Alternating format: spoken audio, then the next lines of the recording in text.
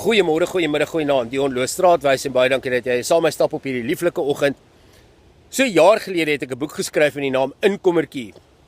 En dit handel oor dit wat die Kaapenaars jou noem as jy migreer van Pretoria of Johannesburg en hier onder kom woon. En die boek handel oor 'n klomp dinge wat jy in aanmerking moet neem voordat jy besluit om dit te doen. En ook wanneer jy hier is, sekere goeders wat jy net eenvoudig moet besef van hoe die Kaap werk. En met baie mense wat ek praat wat hierdie stap geneem het, is een van hulle grootste dinge wat hulle oorkla, is hulle mis hulle vriende, hulle mis hulle mense. Hulle mis die koneksies wat hulle gehad het daarbo, want hier stap jy nou skielik in 'n totale nuwe plek en jy stap in 'n restaurant of in 'n kuierplek en skielik ken jy niemand nie. Daar's nie iemand wat jy in die Spar kan groet nie. Nou ek was gelukkig, ek en my seun hier goed, dat ons het baie vinnig ongelooflike amazing vriende gemaak wat ons voorgestel het aan hierdie wêreld, en dit is dalk hoekom ons so gelukkig is hier waar ons nou woon. Daar's ook ander goeters in die lewe wat jy partykeer ook so oor voel. Dis nie net wanneer jy trek nie, dis dalk wanneer jy deur 'n egskeiding gaan of 'n opbreekende verhouding en skielik 'n vriendekring wat jy gehad het vir jare moet verloor.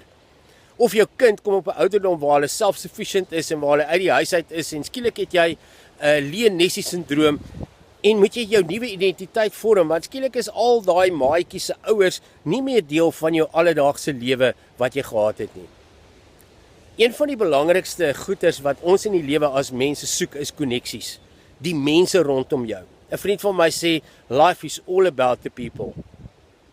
En wanneer ek en jy 'n disconnect voel met mense, die feit dat ons dalk eensaam en alleen voel, is een van ons grootste vrese in die lewe.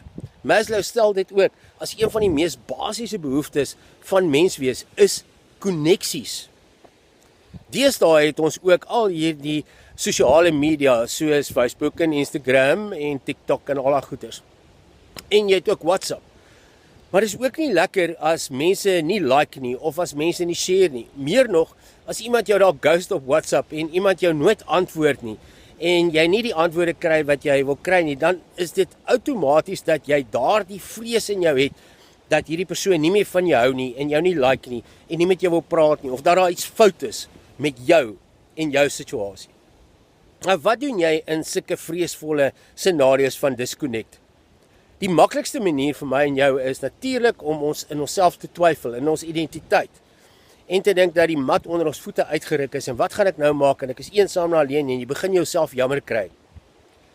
Eensaamheid en om disconnect te voel is ook net so deel van mens wees. Maar hier is die kikker en ek het nou 'n paar keer na Psalm 91 verwys. Nou Psalm 91 eindig gaan baie oor vrees en God se beskerming en gaan juis ook en eindig met 'n vers wat sê, omdat hy my liefhet, sê die Here, sal ek hom red. Ek sal hom beskerm omdat hy my naam ken. Dit is so maklik vir my en jou om ons identiteit en ons vrese te laat beïnvloed deur goeters wat buite ons gebeur en mense rondom ons. Terwyl God hier vir ons sê dat hy jou sal beskerm omdat jy hom liefhet, omdat hy daar is vir jou. Hy is die basis van jou identiteit.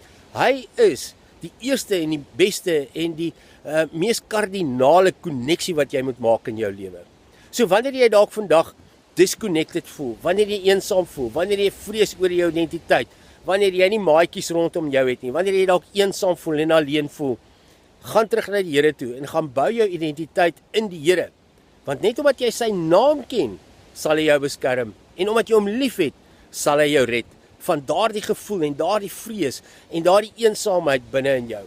So ek hoop dat jy vandag 'n wonderlike dag het en dat jy 'n wonderlike naweek gaan ervaar en tot ons weer saam stap, mooi loop.